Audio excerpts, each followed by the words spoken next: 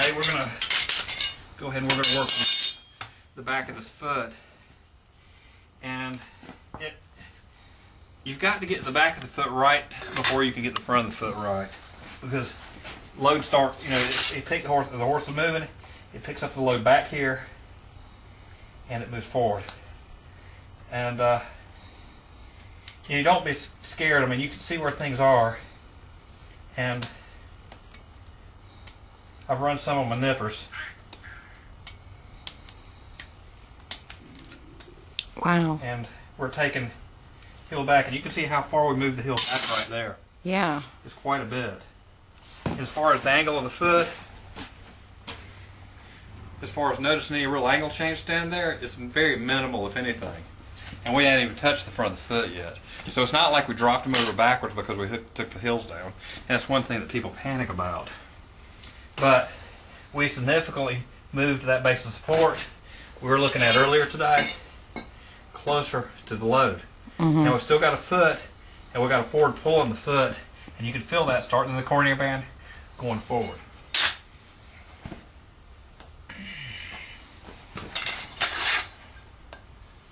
And I want these heels good and even.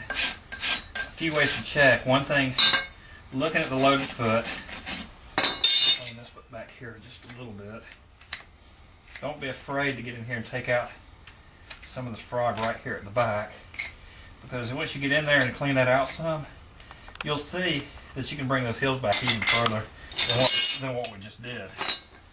And you see that difference in that heel? Now we just back that support way back under that limb. And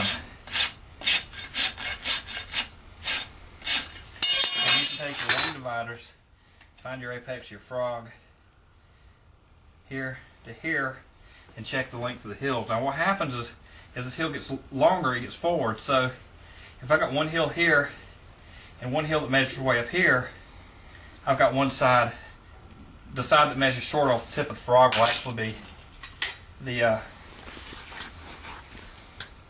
long side heel.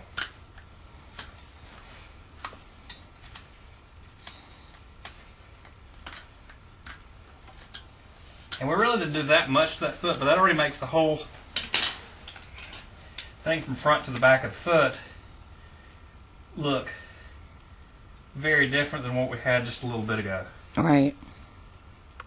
And from that ergot forward, within a 1/4 inch or so, is very acceptable. Now, I'll measure off my center. Now on this foot, fairly average size foot. This may go just a shade smaller. Most average size feet, you're going to look at about 2 inches forward, roughly. And everything is roughly.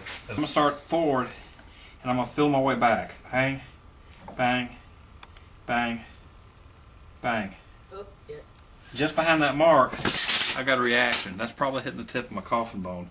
So what I'm going to do is just flip forward to that, and I'm going to start addressing my breakover from here forward.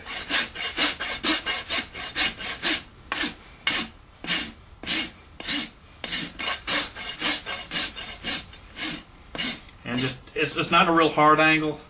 It's basically a thumb's rule, the thumb's width rule. If you place your thumb here, guide that. That's a good guide for the angle your rasp should work at. It's not this, because this way you can drift it a lot further back without invading the front of the foot. And from here forward, I'm going to take just a little bit out of those quarters and even that foot up a little bit. And you don't want to get too hard there, because that's one thing that's going to keep your horse from getting tender-footed. But we're just remodeling the shape of this foot, and that's with the depth I've got there. That's about all I can do with it from the bottom. And you see how much different that horse stands. Yeah, and he's picking up the other foot because it's more comfortable on the one that's trimmed. Okay. We'll turn the horse around, then I'll dress the front of it. Okay.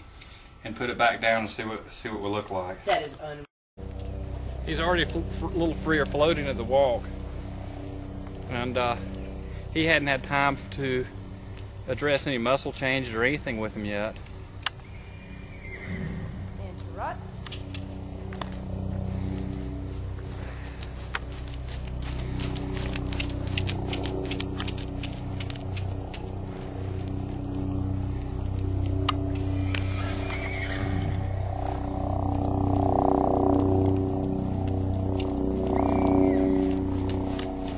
Looks like he's coming up more underneath himself. Yeah.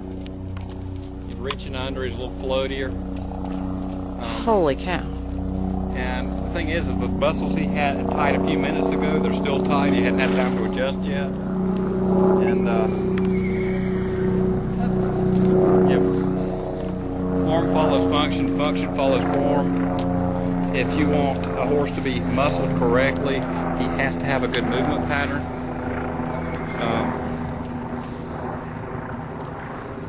And I think we were more even in the back end right there than we were earlier.